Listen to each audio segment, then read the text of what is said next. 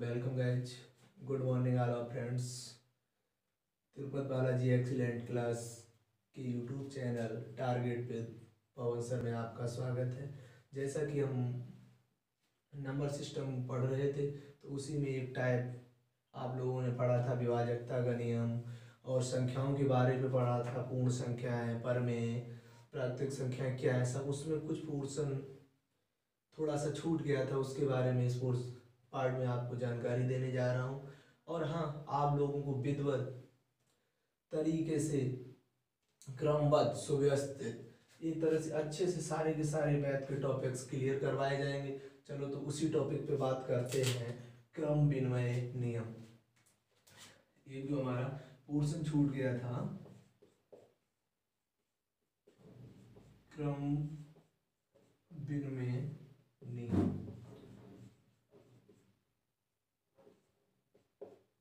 तो देखो भाई क्या होता है, दो परमेय संख्याओं के योग, दो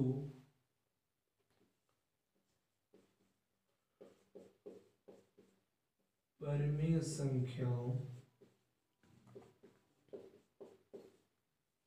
के योग या गुणनफल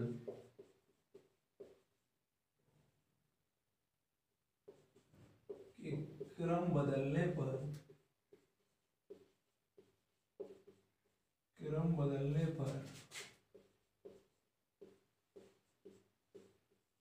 परिणाम नहीं बदलता है। देखिए गाइज, इसमें क्रम विनिमय का जो नियम है वो कह रहा है कि कोई दो परमेय संख्याएं हैं, अगर उनके क्रम बदल दिए जाएं तो परिणाम नहीं बदलेगा, चाहे योगफल हो या गुणनफल। फॉर एग्जाम्पल, जैसे मैंने एग्जाम्पल ले लिया कि a प्लस बी, इसे अगर आप b प्लस ए करेंगे तब भी देखो परिणाम बराबर ही रहेगा। इसी तरीके से अगर गुणनफल की बात की गई, मैंने लिखा a इंटू बी, तो बराबर क्या हो जाएगा, इधर भी हम लिख सकते हैं b इंटू ए। बट यहाँ पे देखो ऐसा नहीं कर सकते हैं कि आपने कहीं पे लिखा कि a माइनस बी बराबर b माइनस ए, ये इज नॉट ट्रू, कभी ऐसा संभावित नहीं है। तो क्रम विनिमय का नियम क्या बताता है आपको कि दो परमेय संख्याओं की योगफल या गुणनफल के क्रम बदलने पर जो रिजल्ट आता है वो कभी नहीं बदलता है। चलो ठीक है, नेक्स्ट देखते हैं इसी में। साहचर्य नियम।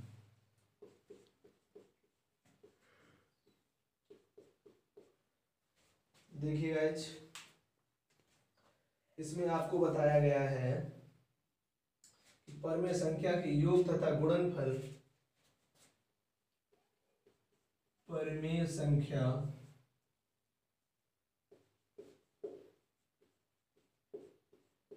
के योग तथा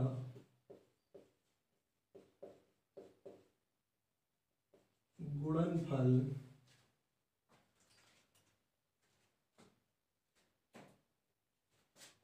की संक्रियाएं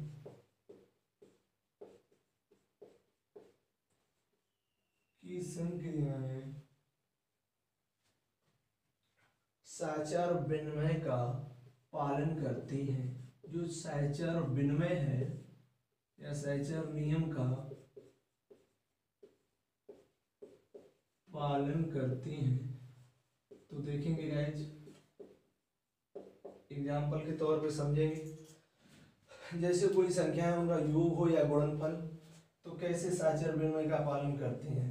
तो जैसे मैंने लिख दिया a प्लस बी प्लस सी, तो दूसरी तरफ हम इसे ये भी लिख सकते हैं कि a ब्रैकेट में b प्लस सी। तो दोनों चीजें देखो, जो हमारा रिजल्ट होगा बराबर रहेगा परिणाम।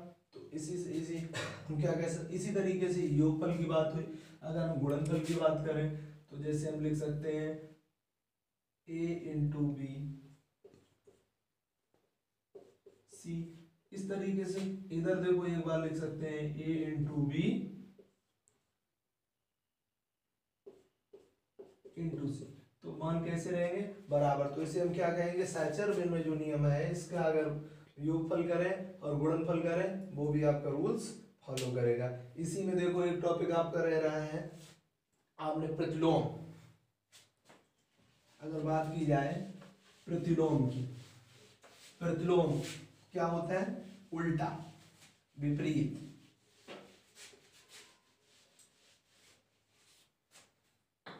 देखिए गाइस, बात कर रहे हैं प्रतिलोम की।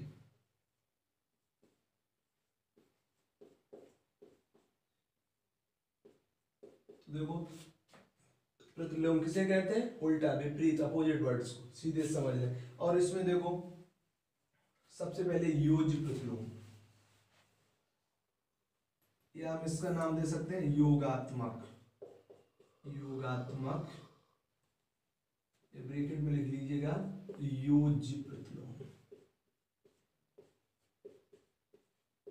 देखते हैं गाइस क्या होता है योज्य प्रतिलोम। देखो किसी भी परमेय संख्या के चिन्ह को हम बदल दें, साइन को बदलने पर जो हमें प्राप्त होता है वो योज्य प्रतिलोम कहलाता है। किसी परमेय संख्या के चिन्ह को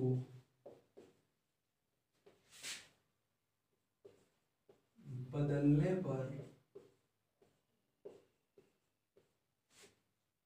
पर प्राप्त संख्या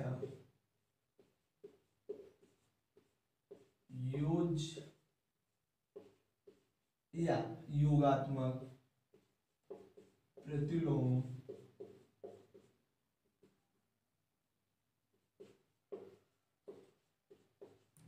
कहलाती है।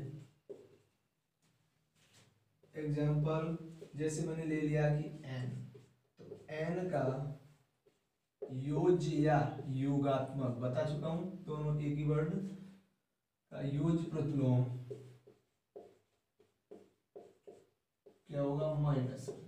अगर मैंने यहाँ पे कोई संख्या ले ली, बोल दिया जैसे 1/a का योज्य प्रतिलोम क्या होगा, माइनस के 1/a। या मैंने यहाँ पे ऐसे बोला कि 3/5 का योज्य प्रतिलोम क्या होगा, माइनस के 3/5। क्लियर गाइस, योज्य प्रतिलोम में क्या करते हैं, साइन को बदल देते हैं। और अगर कहीं एग्जांपल में माइनस का है और आपसे योज्य प्रतिलोम पूछा है तो क्या हो जाएगा, प्लस का। चलो इसी क्रम में देखते हैं गुणात्मक प्रतिलोम। कौन सा, गुणात्मक।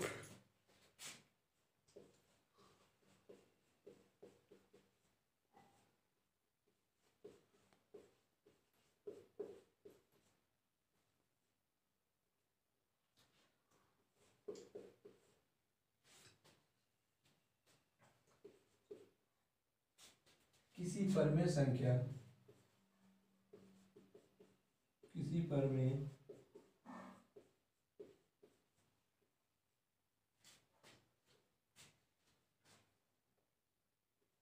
संख्या को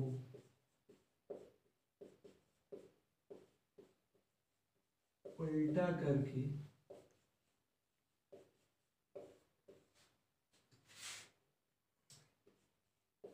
लिखने पर प्राप्त संख्या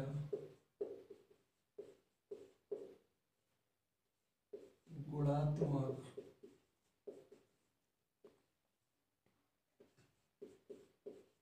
प्रतिलोम कहलाती है। देखिए गाइस, एग्जांपल जैसे मैंने बोला ए का गुणात्मक प्रतिलोम होगा,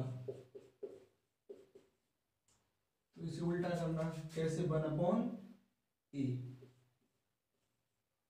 और मैंने बोला कि 2/5 का गुणात्मक प्रतिलोम होगा। देखिए गाइस, संभवतः दिख नहीं रहा है, ऊपर ही लिख लेते हैं आप। जैसे 2/5 का गुणात्मक प्रतिलोम। तो सिर्फ हमें क्या करना है, इसे रिवर्स करना है। हम आंसर बोल देंगे 5/2। गाइज ये चीजें अच्छे से क्लियर हुई होंगी। अगर अच्छा लगे वीडियो तो लाइक जरूर करना, शेयर करना। वेलकम। एक बार दोबारा से संभवतः आप लोगों को जल्दी रेगुलर डेली का डेली अच्छे से वीडियो प्रोवाइड कराने की कोशिश कर रहा हूँ। All of the best.